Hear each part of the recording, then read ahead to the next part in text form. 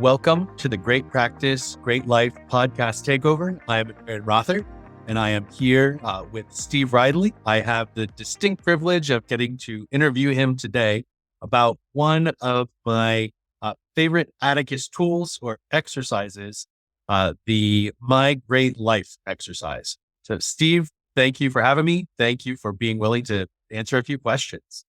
Thank you, Aaron. This is one of my favorite concepts too. It's probably the one that's taken the longest to get traction and the one that's had the greatest impact, fascinatingly. As I look at it, I'm like, this particular idea and concept probably driven a lot of growth in firms. So it's great to be here and great to have another podcast takeover with you. So the My Great Life exercise, for me, it is the most powerful form that Atticus has, just from the impact that it's had on my life. And I've heard a little bit about its origins, but I'd like to delve into that, at least to start off with you. So I think first we need to set tone a little bit. A lot of listeners know what this exercise is, but some of them don't. So what is the My Great Life exercise? I can tell you what it is today. Then we'll have to back up to talk about how it evolved. And that will Great. be different. So what it is today is not what it started with. So the My Great Life concept is really a focusing tool or a focusing concept to help lawyers grow their practice quicker. One of the fundamental tenets of this concept is if you are excited and happy and you feel like you have a great life, you'll actually grow your practice quicker, faster, and more powerfully. You'll actually make more money. This is the paradox of the concept because most lawyers are like, just show me how to make money and I can buy a great life later. Because if I make money, I can buy it. I can get anything I want. There's too many lawyers that I've worked with have come to me that have significant income, significant assets, and they're miserable human beings because all they focused on was building the great practice. And that's probably the core origination of this for me is I had built a very successful practice, but I was miserable, emotionally miserable. I didn't think my life was that great. I had a good practice. Practice funded a particularly unhappy life. So the core of the concept is first and foremost a mindset, a shift. And I like to say it's kind of a movement away from how normal lawyers practice and how normal lawyers think, really a movement into how to live a great life and build a great practice according to your terms, according to what you think a great life looks like and a great practice looks like. So the concept itself is we usually start a lot of new members off with what I call the My Great Decade, which is a 10-year focusing tool because it requires them to look 10 years out and say, what's a great life look like to me a decade from now? And then back into today of what actions they have to do. Usually, and I'll have you share what your epiphany is, but usually most lawyers will go,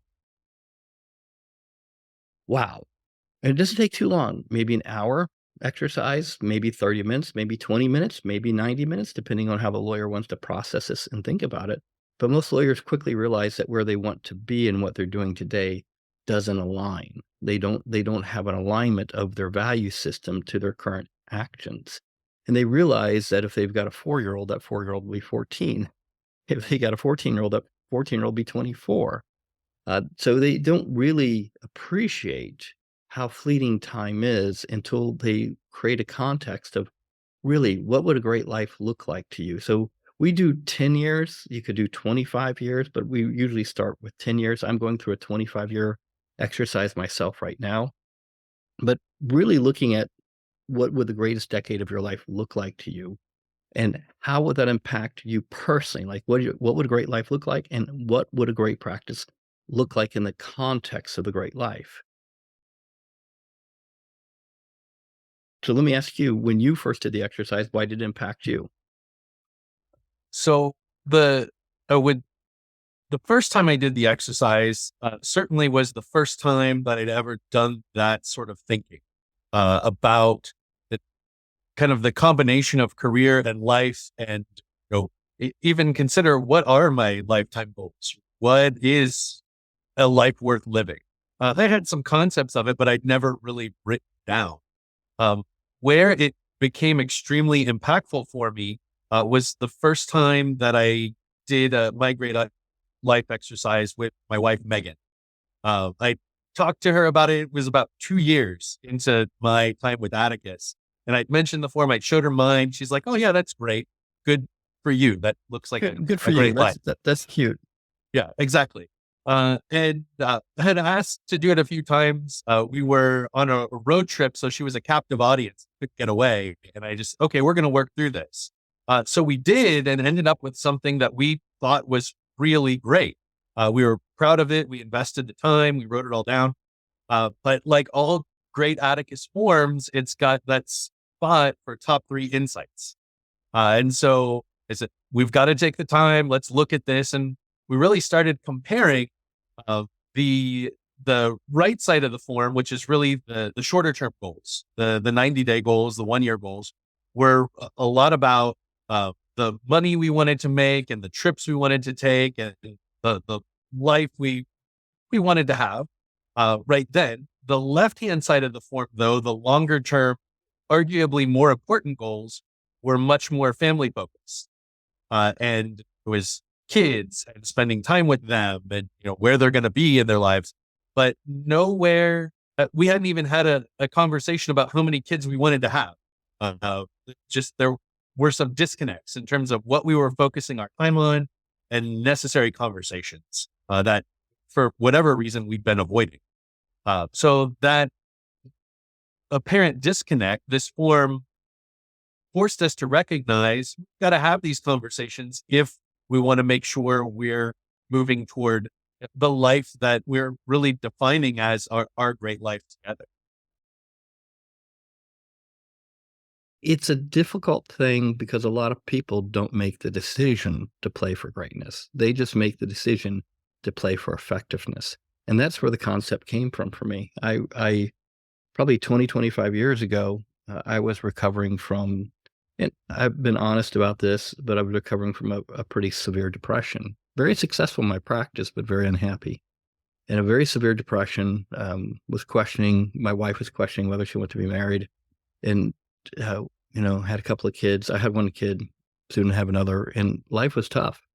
And it wasn't because the practice was tough. It was that I had been so focused on the practice, I lost focus on what a great life looks like, what a good relationship with my spouse looks like.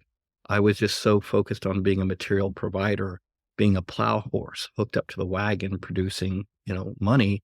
I forgot really the core things, which were for great relationships with my spouse, relationships with my siblings, relationships with my parents, relationships with my friends. And I was in a pretty deep depression. And there's tons of books out there. Covey's a great book. There are tons of books out there about efficiency, how to be better with your time management, how to be a more efficient human being. And at the time, I was using, it might have been the Covey planner at the time, the Covey planner. It might have been the Covey at the time I was using. I mean, I've always been a written planner guy. I've always used written planners since the age of 16. And I've always liked the process of journaling and writing and reflecting, but I wasn't consistent. I'm much more consistent today than I was, obviously, when I was younger. But the question I came out of a therapy session with was, uh, you know, what's the benefit of making all this money and making a great practice if I was miserable?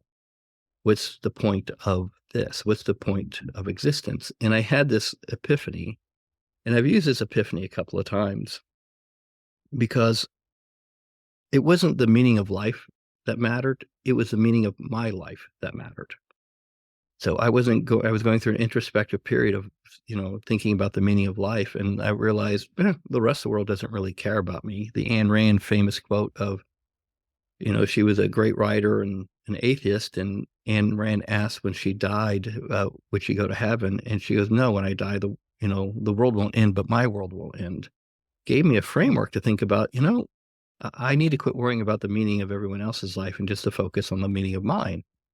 And it took me a while to really say, let's just go for what does a great life look like? And I had to learn, cultivate, and think hard and reflect hard because I had to break away. I've been working since I was 13 years old, so I had to break away from being a great plow horse to really thinking about how do I live a meaningful and impactful life, which leads us from efficiency to effectiveness. Effectiveness, right, is doing the right things. Efficiency is doing the right things well.